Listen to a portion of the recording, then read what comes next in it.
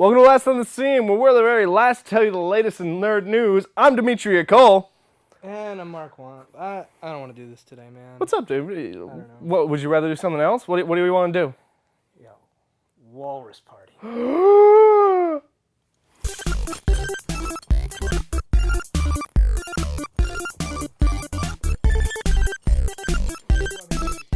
But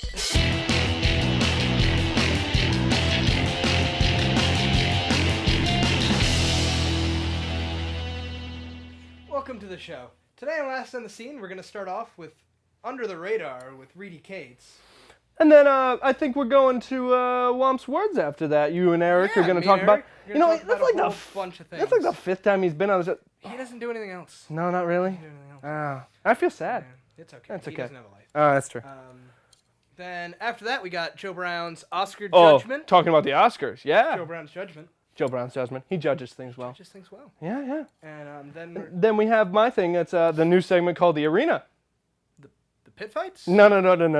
That's later tonight. You know, the chains and the knives. This is the new segment. Oh, I brought the chains. Did you bring the knives? No, Eric took them. We talked about this. You can't let him have knives. He's Cuban. You know what he does with these things. I know. I'm sorry. Okay, I'll fine. get them back later. We'll deal with this in a minute. Let's just go to Under the Radar. Hi, I'm Reedy Cates, and welcome to Under the Radar. Do you like adventure? Do you like classic video games? Do you like smashing things to bits with a giant hammer? Well, then you're in the right place. Today's Under the Radar is about the fantabulous indie game Bastion. Bastion is a game where you're a young guy who wakes up and finds that his entire city, which happens to be floating, has been demolished. It's up to you to gather the powerful cores and reassemble the world. No pressure. Thankfully, you have the help of the narrator, who frankly has the coolest freaking voice ever, and the acoustic-y tunes don't disappoint either. The game plays like an early 3D game, which lends a classic feel to it. If you're playing it on PC, I recommend an Xbox controller since there are more than 2 dimensions. As long as you have that, you don't have to be necessarily good at games to get by. You just shoot creepy crawlies with your breaker's bow, or, as I prefer, bash them into submission with your hammer that's bigger than you are. Bastion is often featured on the Humble Bundle and is more than worth its cost, though it's a very straightforward story. You can play it any way you want and in any order you prefer. You choose where to go and where to find the cores and what buildings to create and improve your skills with weapons. The art of the game is also beautiful, which adds to the excitement of exploring. What should you do now? Buy Bastion, explore places, don't fall off the edges of the maps, and smash all of the things! That's it for today's Under the Radar. Now let's take it back to Mark and Eric. This week is Womp's Words. Hi, welcome to this week's Womp's Words. Today we got Eric Egg as our guest today for the second or third time. And today on the show we're going to be talking about the Elder Scrolls Online. They recently had some beta signups. I missed them. He's a terrible person. We also recently went to a Gatecrash pre-release, which is out now. And you did terrible. I did pretty terrible. I beat one person. You beat one person. And we're also going to be talking about the second half of the new season of Doctor Who. I'm excited. He's excited. We're both excited. But yeah, first up is Elder Scrolls Online. What do you think about the concept for an Elder Scrolls MMO game? Well, as you know, I came in on Skyrim, and I really enjoyed everything about Skyrim, the graphics and everything, so I'm excited to see it put into an MMO form. Yeah, I mean, well, with the MMO, they're not going to really be keeping the realistic graphics. They're going to be an art style. And it looks beautiful. I mean, dream. You can dream. I still wait Calm for the yourself. day that an MMO looking like Elder Scrolls, the original Elder Scrolls, comes along. That's a different story. But yeah, what do you think about that whole Elder Scrolls world? Like the whole, all of Tamriel, and that's going to be included in... The world is huge, and I think it'll work for an MMO. I mean, they all have these huge worlds, so why not the world of Elder Scrolls? Why not Tamriel? Yeah, I mean, I feel it's about time. I mean, I think they've needed to do something like this for a while. Yeah, because, all these places have existed before Skyrim, right? Yeah, Tamriel's been around Yeah, for a long time. the potential for it has been around. It's surprised that they are only waiting to do it now. I mean, yeah, I'm excited to have a multiplayer experience Oh, of an Elder Scrolls Definitely. game. What do you think about how they're deciding to do it with 3 factions in this MMO? I think it kind of makes it easier for new players and players of old because, as we said, Tamriel is a huge place, and all these races have their separate places that they come from. So if you have exactly how many races are we working with? 9 races, right? 9, I yeah. think And they're you each can play split as into the 3 factions. 9 races. It's easier to put 3 races coming from this place, and this place, than to have 9 races coming from. Yeah. I mean, Everywhere. I think they still do come from each place, but generally they're the same faction, so they'll be in the same kind of area. But it looks good. I think the problem with the 3 factions though is everyone's gonna go with the Nord one, since Skyrim came out. Everyone's gonna just play as a Nord, and there's gonna be tons more players playing as that. And I feel like it's gonna make the world PvP a little bit unbalanced, since there's gonna be so many people playing Nords. Well, there's the new people who came in with Skyrim, and then there's the people who've been playing for years before. That's true. And I think it might balance out. Hopefully. Personally, That's what we're let's hope hoping. for it. Yeah, I mean, what they're going to have to do is they're going to have to find some way to balance that world PvP, because in the center where Cyrodiil is, they're going to have a big world PvP event going on all the time. Fun. So I think it'll be interesting, especially if one side has way more than all the other sides. I think it'll be interesting to see how they balance it. Let me ask, that place in Cyrodiil is where they're going to have the final battle to determine the Emperor. Yes, Right? actually, if you're like the number 1 player in the area and your faction is winning, then you are the Emperor.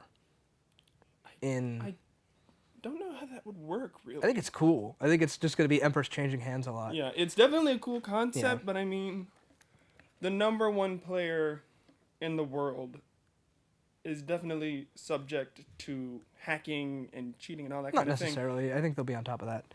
But Let's hope for it. yeah. But on to Gatecrash. What do you think about the new guilds in this set? Which one's your favorite? I enjoy all the guilds, but I'm gonna have to go with Orzhov. Orzhov is just fun. Yeah.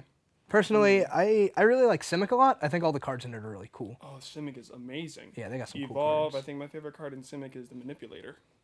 Yeah. Because take a counter off it, make it whatever creature you choose, if I'm not mistaken. Mhm. I think Gatecrash was a fun addition to the Return of Ravnica. The Yeah. whole block Oh, yeah. is fun. I can't wait for Ravnica's great. Dragon And Maze. Dragon Maze is going to be awesome. Did you hear what they're doing with the packs for lands? Isn't it all Return of Ravnica ones, or is it different? They're all special lands. It's Ooh. either going to be you're going to get a Guild Gate, a Shock Land, or the new Mythic Land as the land in the pack. They're just gonna give us a Shockland like that? Well, I mean, it's going to be It'll like still a be rare. Okay. certain percent chance, but yeah. They're just going to be giving us Shock That's a Lands. good way to do it, because you really need the Shocklands for this Yeah. set. You really can't play without it. If you do, you're kind of... For standard, at screwed. least, yeah. I know that to be true. How did you do in the pre-release though overall? In the pre-release, I went... How many rounds was it? I think it was 7, but we 6. only stayed for 5. Yeah. I went 1 5. and 4. 1 and 4. Well, I went 0 and 5. And I did better than Mark! I played as Simic, and I had no idea what I was doing. That's fine. Playing blue-green, I'm awful at it. But my normal colors are just green. I had no idea what I was doing with Orzhov either. I just saw Extort on the card, and I was like, Yeah. give me your life. What do you think about the new guild leaders in this set? Oh, the guild leaders are They're funny. terrifying. They're funny. I think the main player, though, is probably going to be Obsidian, because he's just... Yeah, he's a good. cheat. He's cool. It's not even funny. Stick him in a spirit deck, like one of our friends is doing. He's terrifying.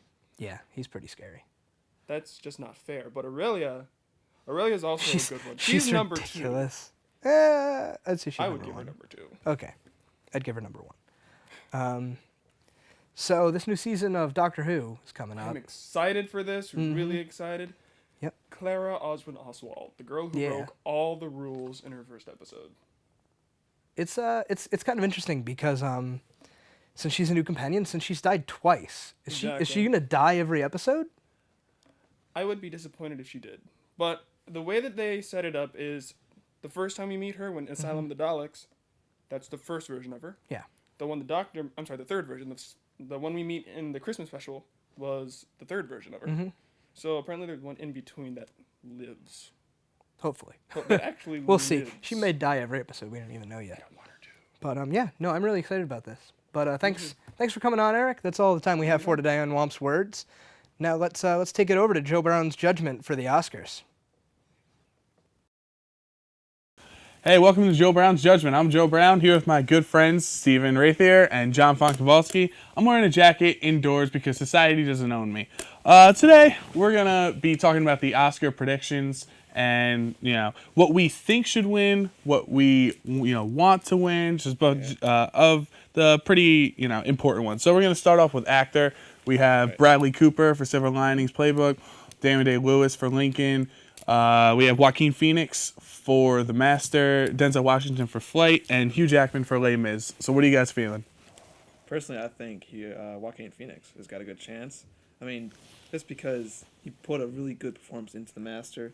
Although the movie kind of doesn't make sense to a lot of audiences, his character is really himself. Like, he's gone off the deep end the past few years. So him being all drugged out and alcoholic, I think it works for him. He put a good performance in.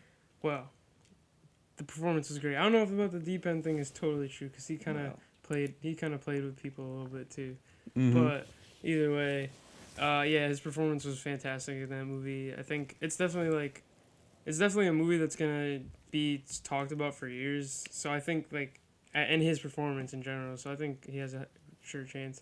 But the hype that Daniel Day-Lewis has with Lincoln is, it's pretty big. So I'd like to see. I don't know. I think it's gonna be really between those two. Exactly. That's why I'm going with Daniel Day-Lewis. It's not because I want him to win or anything like that. There's too much hype around him. People call him the best actor alive, even though it's whatever. Yeah, he's won a couple before, so it's like this is his time. Whenever he makes a movie that's just great and has great performance, he always gets it. So I'm definitely going Daniel Day-Lewis. Now let's move on to actress. We have Jessica Chastain for Zero Dark 30. Quavujane Wallace from Beast of the Southern Wild, the young girl. Naomi Watts from The Impossible. Jennifer Lawrence from Silver Linings Playbook. And Emmanuel Riva from Amour, the foreign film that's getting a lot of hype. Personally, for me, I'm going to go Jessica Chastain. She was just brilliant in that. In Zero Dark 30, she was one of the best characters I saw all year. Just powerful. She was soft but hard at the same time. You loved her and hated her, and that's who I'm going with.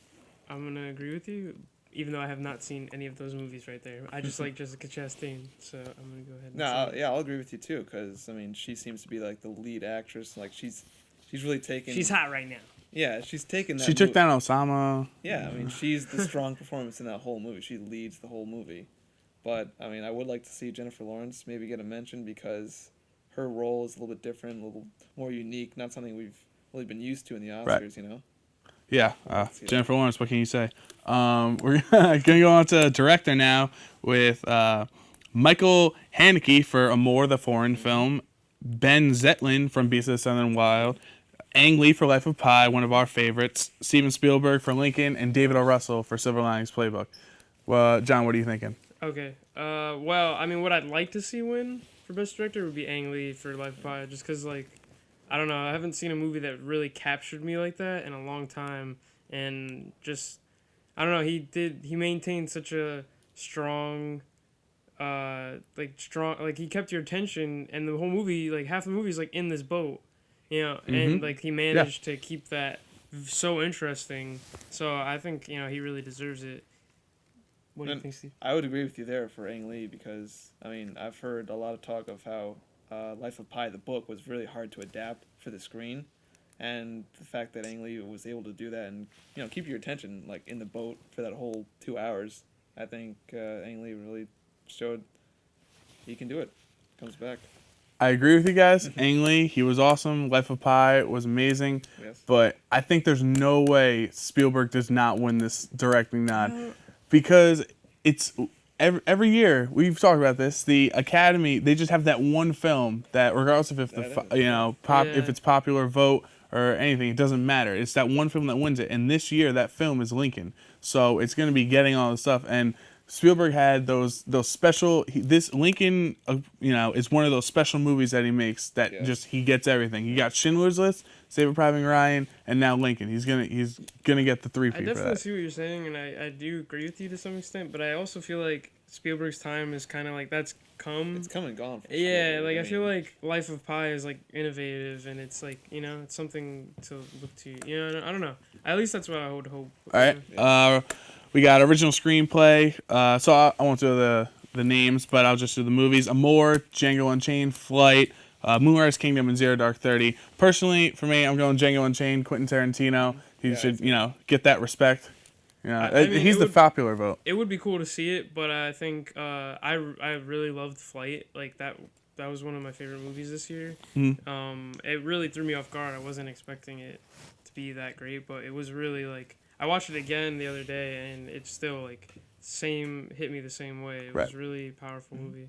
I'd like to see Moonrise Kingdom finally let Wes Anderson get that recognition for his quirky and unique style that really never gets noticed too much. That's true too. I'd agree with that. All right, we got about a minute left. We're gonna go into, if as quick as we can, best picture, the most important one. We have Amour, Argo, Beasts of the Southern Wild, Django Unchained, Les Mis, Life of Pi, Lincoln, Silver Linings Playbook, and Zero Dark 30. What do you want, Steven? What do you think's gonna win? Quick. What do you think's gonna win? What do you want to win? I want Life of Pi to win, and what's probably going to win is Lincoln. Like you said, I mean, that's the expected choice for most people. All right. I know we always talk about this, and everybody thinks that Lincoln's gonna win, but I know I'm gonna go ahead and say Life of Pi, just because different. Going different. And I want Life of Pi to win. All right, the movie I enjoyed the most this holiday season, or this film, Oscar season, was definitely Silver Linings Playbook to me. I don't think it's going to win. The movie I think that should win, Zero Dark 30. Okay. Most people think Django because it was a great movie, but I think Django has no shot. I think that Lincoln is going to win. Just it's their year, just like The Artist was. It was that last year. Then you have The King's Speech, and you have all these movies that just have their year. So and get everything. yeah. But all right, so that's it for us. Thanks, Steven, John. Hope you guys can join us again. This was Joe Brown's Judgment. Have a fantabulous afternoon, day, or whenever you're watching this. Hi and welcome, ladies and gentlemen. I'm your host, Dimitri Cole, to our new segment, The Arena! Yeah, and I'm Mark Wong. What's that? What's the arena? The new segment, the thing. You know what I'm talking about, right? We went over this. It's the new segment where, you wrote it down. Pit fights? No. That's later. That's where we stab the Cuban guy. Oh, We're going to stab him a bunch? All right, we'll Okay. stab him a bunch. Fantastic. Okay. But this is that new segment where basically we take both indie and mainstream games and then, contain the facts of their up-and-coming status and then just see, I give the thumbs up or thumbs down on them. Yeah. Yeah. All right. That. That one. Yeah, Okay. That thing. That sounds good. Fantastic. What are our games this week? Well, we're going to go with the first one, which is a Kickstarter game. It's up there. There are 19 days left on this Kickstarter right now. And basically, it's called Death Inc. Did you look at that? I saw that. This game is pretty. It's pretty. Now, it's done by Ambient Studios.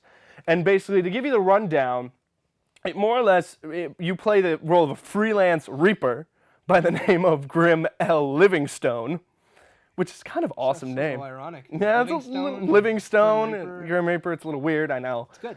But it's good. Basically, your job is to spread the plague around in 17th century England because death is a business. And, That it is. you got to he's just trying to provide Business for is his good. family. A business is good, okay? In 17th century England, are you kidding me? That's cool. So you fight noblemen. There's a strategy element to it. You send your, plagued up hordes and all that stuff, and then you take the harvested soul back and build your businesses, upgrade your troops, all that stuff like that. So it's kind of like strategy and business management. That's cool. Now you saw the trailer, right? Yeah, I saw the trailer thing where it kind of looks like almost like a paintbrush is going through the town and it's just infecting all these people. It looked really cool. Yeah. It looked visually, it looked beautiful. Oh, visually, it's like somebody took a literally like you said, paintbrush, or it looks like it's kind of like painted cardboard and watercolors and Yeah, stuff. I mean, It's the like, plague never looked so great. yeah, exactly. So- It never looks so awesome. But what I think is really cool most about it is that you take this idea and then it looks so colorful and bright, and then it's so dark. Like you're just murdering people left and right. And it seems like it's really Dark cool. is a relative term. Dark is a relative term. They're coming to work for Yeah, you. for them, Coming to work for if you. you're the Grim Reaper, then it's a great time. It's a Yeah, dude. yeah. You're at the pinnacle of your power. I mean, come on. You come home, you get that plasma screen you've always Oh, wanted yeah, because you get a of few extra harvested souls. You get a pay rise, all It this stuff like happens. that. Modern medicine wasn't that great back then. Yeah, So, not particularly. not particularly. Now, Everybody got the plague all the time. so after watching this and going over some of the details, so let's go on a thumbs up to donate, thumbs down, not really. Just to put up, like you said, there are 19 days left on this at Kickstarter.com. It's called Death Inc. Okay, so What's your status on it? We're gonna go thumbs up. We're gonna keep it right there, just like that. Yeah. Okay. Well, my opinion, out of all honesty, is I'm gonna give it 2 thumbs up. Straight about. Copy me now. Yeah. Listen, this is my segment. That's fair. I'm here. All right. Right here on that side. Yeah, that's why I'm that side. Unless we have another walrus party, but not now. Later. All right. I was thinking about it, but no. We have another one. We actually have the new God of War game, God of War Ascension. Let's just talk about God of War in general, first of all, okay? I love that series. What is this, the 4th one? 4th? I mean, you're gonna count the PSP games. Okay. 7th? 7th. Seventh. God of They've War gotten a lot out of these games. I'll put my 2 cents in here. I'm not saying they're not fun, okay? You know, hack and slash games, they often are. But here's the deal. I have a problem with anything that does the Metroid theory, okay? More than like once or twice. Yeah. Okay, the Metroid theory is this: you start the game out with all the cool weapons and stuff, and you're blowing everything up, and then something random happens, which doesn't make a lot of sense, and you lose all that stuff.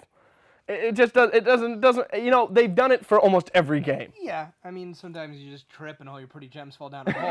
Yeah. But Like what was the one? I think it was the God of War 2 or 3 where he just falls down the Hades and a bunch of ghosts come and take all of his stuff. he was I'm like, swimming in the river Styx. yeah, It made sense. You it don't- kind of, but at the when same you're time, swimming that, you die. but at the same time, I was So- sitting there. I was like, okay, wait.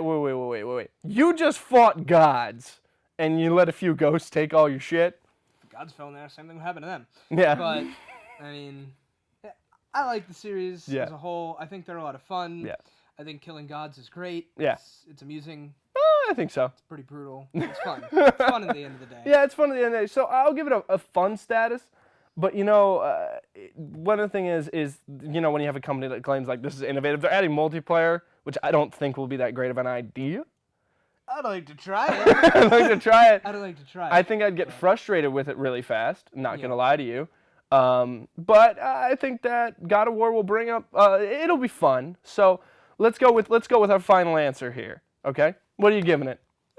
Give it a thumbs You up. giving it 2 thumbs? I want to play more God of War. I want to kill more gods. You want to kill more gods? Let's do it. Let's kill some more let's gods. do it. Or demigods, I mean. Okay, we'll kill some more demigods. All right, well, I'm going to give it, like, in between thumb. Like, I'm kind of wavering in between the two a little bit like this. I'm not 100% sure about it, you know? You know, there aren't any more games really on the horizon. We only have those 2. But, you know what? You playing a game recently right now? You're playing Fox College basketball. Fox College Hoops 99. New game on the N64. It's pretty Brand spanking new. spanking new. Yeah, because it's made about in 1999. 1999 is fantastic. Okay, what do you give that one, by the way?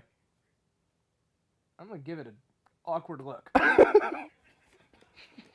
That is what I give that game. I didn't know, Well, I didn't know Fox produced video games until I bought this thing.